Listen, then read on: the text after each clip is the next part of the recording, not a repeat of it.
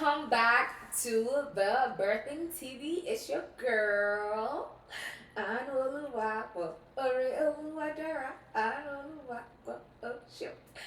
guys, it is 2024. We made it. We made it. We made it. Thank God. Thank God. Yeah, the team clapping all here. They're clapping. Thank God. We made it. We made it. Thank God. And it's 2024. So welcome back again to 2024. As there's a tradition that we do, or that I've been, doing, which is just reflections of the previous year, and what I learned in the previous year, what I had to unlearn in the previous year. So I'm just going to be sharing a little bit of the things that I learned, and yeah, that's it. So first things first, 2023. Ah, it was, whew, it was stretching. 2023 was stretching. It was a whole lot of things. It was a year where I understood that God was trying to push me. He was trying to enlarge, not, he was trying to increase my capacity. That's it. That's it. Yes. It was a year that I understood that it wasn't that, oh, Bamilo Gigi. He did not do that. Yeah, I was not surprised. So it was a year where I understood that God was trying to increase my capacity.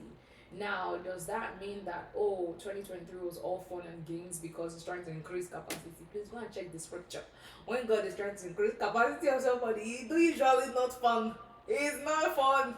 But it is worth it. It's worth it. So, a few things that I definitely learned in 2023 was patience. See, when people say, I learned to be patient, see, patience get degree. It has level. 2023 was, it was like patience 3.0 in a way where you can see what you want, you can see what you're trying to get. You're asking God for these things, but He's teaching you how to be patient and go through the process of getting that thing. So, and even with like relationships, even when I wanted to see change in relationships, not that I am perfect, I'm not perfect, but when you bring up certain conversations in relationships, friendships, and in marriage, and you're just like, this is what I would like to do better, or what I would like you to do better, and it's like, you just want it immediately, but it's like, it's not a microwave stove, so it was just a situation whereby I had to be patient to see that change in that person, and recognize that even if it's the tiniest improvement that they did or that they've done, celebrate it. Do you get? So one of the things that I also learned was celebrating the little improvements that I saw in friends, or like in relationships, or in my marriage. Is just like celebrating those little improvements, because the truth is, it does encourage them to want to be better and to do better. So celebrating improvements, patience. Another thing that I learned in a whole capacity was, or is, God's grace. Like, there are certain things that I understood that people did and didn't work out for them, and it's not because I'm better than them, no, but it was just me understanding that the grace of God was speaking for me, still speaking, but I understood God's grace on a different level. Where on a normal day you walk into rooms and they're just like, no, you need to go through this process, and the grace of God will bypass that process for you.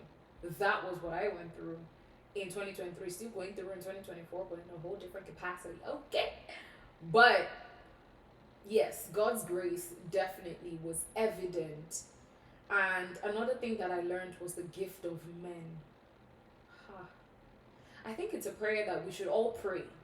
praying for the gift of men, because sometimes we ask God, oh God, I want this, God, I want that, but the truth is, you need people to be able to do those things. God is still going to use people to make those moves or to do those things. So just the gift of men, putting you in strategic places, being at the right place at the right time, So that was one thing, the gift of men, when people are just willing to want to help you, to fight for you in places that I would have never dreamed of people even fighting for me. Maybe not never dreamed, but in the time I will not think about it. But they were just choosing to fight for me and for my family, and it was just so amazing to see that. And then another thing that I learned that has been a struggle for the longest, even my sister has complained about this, is asking for help. But 2023 taught me that, look, my dear, if you don't ask for help, you're gonna die there. You're gonna die quick. The truth is, God has put people in our lives to help us. So accept help. Jesus got help from people, from his disciples. So please, who are you? Who is you to say you don't need help? And you wanna go and do, I can do bad by myself. BTU. But anyways, one thing I learned in 2023 was asking for help, especially from my husband. You think, oh, when you're married, oh, you can say, oh, baby, please do this. No, it's not like that. Especially when you've been by yourself for the longest. Sometimes asking for help from some people is like, I don't want them to see me as weak, or I don't want them to see me as, oh, I can't handle this, or I'm needy or something like that. That's how I feel sometimes. It's like, I don't want to bother this person. I don't want to be a bother to this person. I don't want this person to think, oh, she don't got it. Bro, see, if I don't got it, I don't got it. That's it. But I had to learn to ask him, like, see, I'm struggling in this area and I need help. So I had to learn, and it's still a walk, like it's still, a work in progress. I'm still learning to ask for help. But there was a time when I wanted to ask for help about something. I had to process it in my mind. I'm like, okay, so if I ask like this, I was even anticipating the response that he would give me. I was thinking for him, see, stress. So many times when we are stressed, it's not God that gave us, it's us by ourselves. So when God says, speak, he has put people in your life, like, to help you. See, especially having a husband or a wife or friends, it's not a joke. Utilize them, okay? Because when it's your turn, they will say, please, I need your help. And you would actually help them. So I had to learn to ask for help in that regard. Um, Another thing that I learned was the power of friends and family. It's also almost the same as the gift of men, but having friends and family, like your close circle, that even when you're down, you can just call them, like, see, let's pray, or this is what I'm going through, or yada yada yada. Like, it was just a good feeling to know that I have people like that in my corner, especially siblings, apart from like parents, but like your siblings, for people that have siblings, if you're an only child, well, oops, but not oops, but friends can turn siblings sha. Anyways, it's not by blood, but you get me. I'm just talking about siblings. I just want to appreciate like my brothers and my sister, and my sisters in the Lord, my brothers in the Lord. But yo, my blood, like they came through. They came through all the way. Like, I just want to appreciate them. They were in my corner. They were there. Like, through thick, thin, fele, they were there. And I just really, really appreciate them. And friends too, just having friends that could see through that um mask that you're trying to put on, having friends that are like, yo, I know something is going on with you. What's up? You know, and I would say to call out some people's names, but you know, let me just leave that for another day. But I have amazing friends in my circle, and I'm just grateful for my siblings as well. Another thing that I learned was being more open when being more open about how I feel when I'm not happy about how someone treated me or how people treat me. Sometimes I might just leave it to be like, it is what it is, you know. But unknowingly to me, which I had to thankfully I was aware, I became aware of that was I started to resent the person unknowingly because I wasn't talking about how the person was making me feel. And it was so bad that when they even call my phone, that anger will just do doom and they will come up. And I'm just like, why am I feeling this way? But it was just bottled up feelings about how this person was making me feel and all that stuff. So I had to learn to be open and just speak up like, yo, this is what you did to me and I'm not happy with you, or you dropped the ball on this one, or I have a bone to pick with you. You know, whatever the case was, just learning to be more vocal about my feelings, you know, to my friends or to just people that hurt me in general.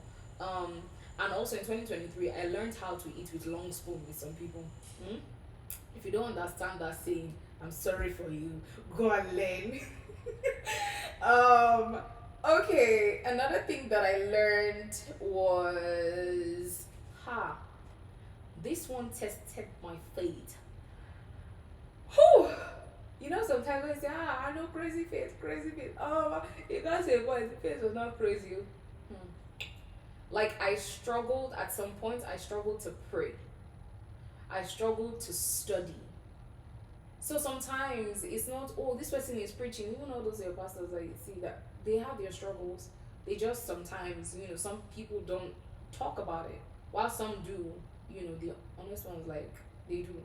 So it got to a point where I actually struggled with like studying and just praying, and that was because there were too many things going on at the time that it was like, God, why are you even letting this happen? I can't even talk to you right now. Like, even if I set alarm to pray or whatever, the alarm will go off, I'll put stop, I'll go back to bed, you know, and at some point it just didn't, not like it didn't phase me, but I knew I was doing something wrong. And I started getting heavy and heavy, and I was just getting heavier by the day. So, I texted one of my friends, and then I said, I texted her saying, I'm struggling. And then, thank God for like some people in your corner, man. Immediately, she's like, what is going on? I texted, you know, someone else to saying that I'm struggling.